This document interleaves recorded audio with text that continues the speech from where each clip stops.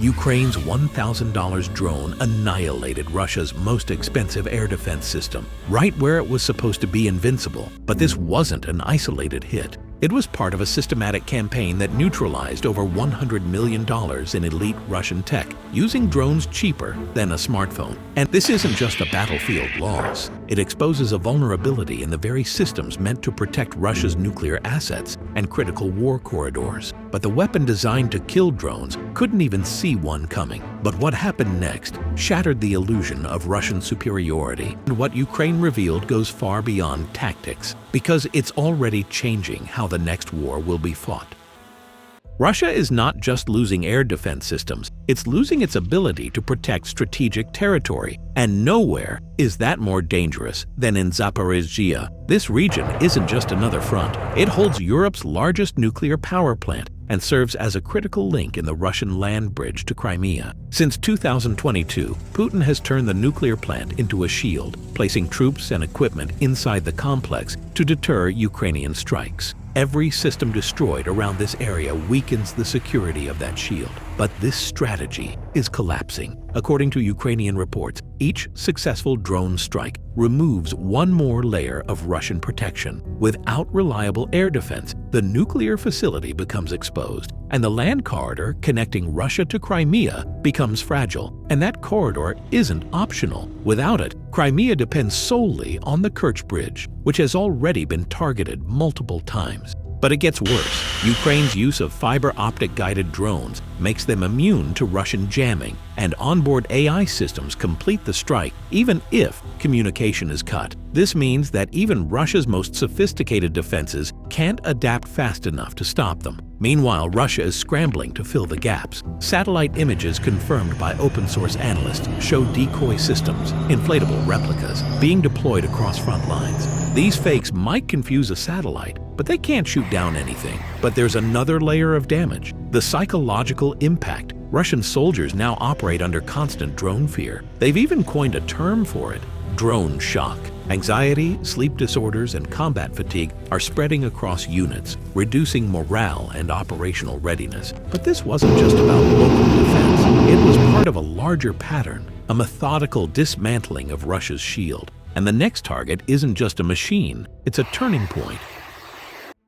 In June 2025, in the Zaporizhzhia region, Ukraine destroyed Russia's most expensive air defense systems, right in the heart of a zone considered untouchable. These weren't outdated relics. They were Pantsir S-1 units, the pride of Russia's short-range defenses, each costing $15 million and sold globally as indestructible. The Pantsir is often described as Russia's last line of defense. It combines radar, missiles, and 30mm automatic cannons on a single truck-mounted platform. Its job? To eliminate drones before they can get close. It's been exported to over 10 countries, including Brazil and Iran, promoted as a fail-safe barrier against modern threats. The system was designed to lock, track, and kill aerial targets automatically, even those flying low and fast. But something happened that shattered this image. A Ukrainian drone, flying at low altitude, easily penetrated the Pantsir's defensive perimeter. The Russian crew followed protocol, first launching a $50,000 missile. It missed. Then they fired the cannons, destroying the drone. But that was exactly the trap. A second drone, already inbound, struck the system just seconds later, right when the vehicle began relocating, as dictated by standard Russian procedure. This wasn't a lucky hit. It was a precise strike at the combat module, the brain of the weapon. That's what experts call a mission kill. The system wasn't obliterated, but it was rendered useless. It couldn't fire again. A $15 million machine turned into a powerless shell, and it wasn't the only one. In the same region, a second drone hit a much more advanced Buck M3 system, worth $100 million, right in the radar. One strike and it went blind. But here's where the tension escalates. These attacks didn't rely on alien technology. Ukraine used basic drones, guided via fiber optics, immune to jamming. Final targeting was done by onboard AI, executing the strike with machine precision. These weren't just attacks. They were a message, and that message was clear. Russia's most trusted systems had a fatal flaw. But what made this attack even more devastating wasn't just the destruction, it was the psychology behind it. The footage was filmed by Ukraine's Directorate of Intelligence. It wasn't hidden, it was published, broadcasted, weaponized for morale and fear. What Ukraine did next would escalate everything even further. In less than a minute, Russia's Invincible air defense systems went from global showcases to global embarrassments. The footage, released by Ukraine's Directorate of Intelligence, wasn't classified. It was published for the world to see. Ukraine filmed every detail. The moment the first Panzer missile missed, the impact on the combat module, the destruction of a $100 million Buk M3 system. These weren't leaks or accidents. They were strategic broadcasts. The message was clear: no Russian asset is safe. Every destroyed vehicle became a propaganda tool and a psychological weapon. The images spread instantly across Telegram, YouTube, and open-source channels. But the consequences didn't stop with Russia's troops. These systems had been exported to more than 10 countries, including Iran, Saudi Arabia, and Brazil, sold as cutting-edge, drone-proof defenses. But after seeing them destroyed by drones that cost less than a used smartphone, military officials around the world were forced to confront a painful question: did we spend millions on systems that simply don't work? The damage wasn't just physical, it was reputational. Russia's military brand, built over decades and billions in arms exports, was being dismantled in real time. A $1,000 drone wasn't just destroying hardware, it was erasing trust. But it goes deeper. Every time a system is neutralized, Russia must choose: either pull defenses from other regions or leave occupied territory exposed. According to Ukrainian estimates, Russia is losing nearly one air defense system per day, between 300 and 350 units per year. They simply cannot replace them fast enough due to sanctions and component shortages. And here's the twist: to compensate, Russia began deploying inflatable replicas, fake systems mocked to fool low-resolution satellites. It's not just desperation, it's dysfunction at scale. But this isn't the end of the spiral, because what happens next reveals a shift far more dangerous than any destroyed vehicle.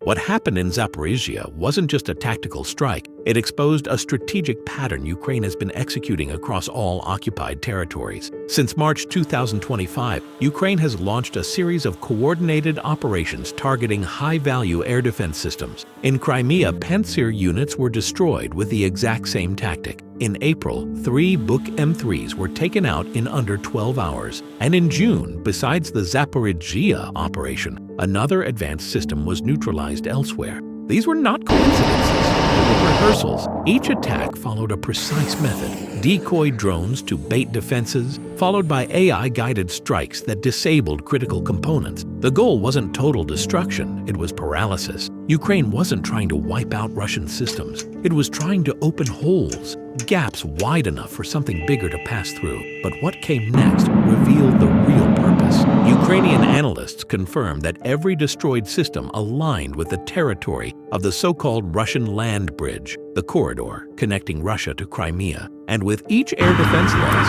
that corridor weakens. But here's the revelation that changes everything. These aren't reactive strikes. They're part of a larger military doctrine known as shaping operations. It's a tactic used to systematically dismantle enemy defenses before a major offensive. Ukraine is preparing the battlefield, not just defending it. But that preparation comes with a cost for Russia. With gaps forming in their air coverage and their most advanced systems now unreliable, Russian generals are facing an impossible choice: protect the corridor or protect Crimea. They can't do both, and this is where the pressure peaks. Because if Ukraine breaks the land bridge and reaches the Sea of Azov, Russian troops in Crimea will be isolated, surrounded, and cut off. But what's coming next isn't just about drones or corridors. It's about how modern war itself is being rewritten.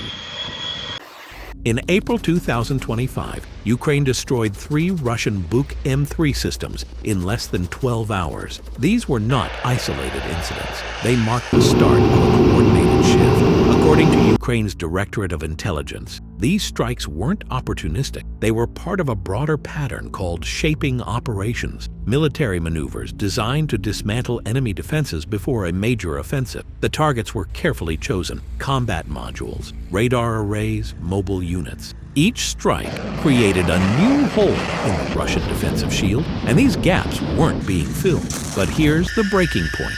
Russia cannot replace what it's losing. Sanctions have blocked access to critical electronics, and domestic production is too slow. As stated in open-source defense reports, Russia is losing 300 to 350 air defense systems per year, almost one per day. It's not just unsustainable, it's irreversible in the short term. While Ukraine expands drone production using low-cost materials and AI integration, Russia is resorting to inflatable decoys. These fakes serve only one purpose: to trick satellites. But they can't fire, they can't protect. They expose Russia's growing vulnerability. But the collapse isn't only material, it's strategic. With defenses shrinking across Zaporizhzhia and Crimea, Ukraine is methodically eroding the corridor that connects mainland Russia to the occupied south. If this land bridge is broken, Russian forces in Crimea will be isolated and their resupply lines severed. But the psychological fallout. Troops in the region face constant drone threats. Ukrainian videos of precision strikes are flooding Russian channels, serving not just as propaganda, but as weapons of fear. And there's a final detail that changes everything. These operations are no longer just defense, they're preparation for something much bigger. Ukraine is no longer reacting, it's planning. And every destroyed Russian defense system is a step in a larger strategy. In military doctrine, this tactic is known as a shaping operation. It's not about territory, it's about weakening the enemy before the real attack begins. Each drone strike opens a hole in Russia's air shield. Each broadcasted video demoralizes not just one unit, but entire chains of command. These strikes follow a calculated formula. A decoy drone forces a response, reveals the system's position, drains ammunition, and then comes the real hit. Targeting isn't random. Drones strike where it matters most: radars, control modules, launch systems. The goal is not to destroy the vehicle, but to neutralize its function. But the most dangerous shift is psychological.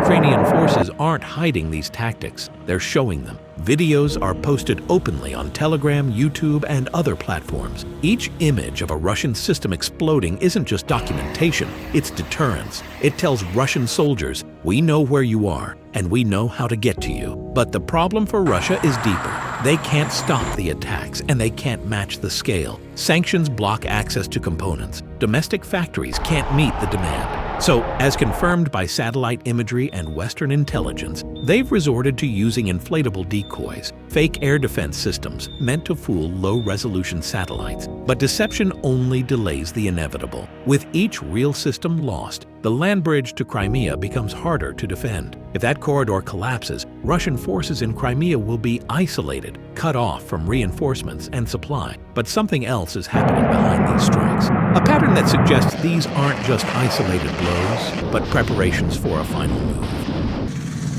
Ukraine executed a precise drone strike that neutralized some of Russia's most advanced air defense systems in Zaporizhzhia. It wasn't an isolated event. It was the turning point of a broader strategic campaign. The Ukrainian drone operation destroyed both Pantsir and Buk M3 systems, valued between $15 and $100 million each. Using fiber optic controlled drones equipped with AI for terminal guidance, Ukraine bypassed traditional electronic warfare. These strikes specifically targeted radar modules and combat controls, rendering the systems blind and useless without destroying them entirely. Videos of these attacks were published on Telegram and YouTube by Ukraine's own intelligence services, serving both as proof and psychological tools. But the most significant impact wasn't just tactical, it was systemic. Russia is losing up to one air defense system per day and is unable to replace them due to international sanctions and production constraints. Moscow is now deploying inflatable decoys in place of real systems to deceive satellites, signaling logistical collapse and desperation. The psychological toll among Russian troops has intensified, with reports of drone shock, a constant fear of invisible, unstoppable threats from above. Ukraine is demonstrating a new doctrine of warfare, shaping operations that rely not on brute force, but on surgical disruption. For the price of a smartphone, Ukraine is eliminating systems worth tens of millions. Traditional defense exporters like Russia are watching their global reputation erode, while nations like Iran, Saudi Arabia, and Brazil begin to question their investments. It's no longer about firepower, it's about intelligence, adaptability,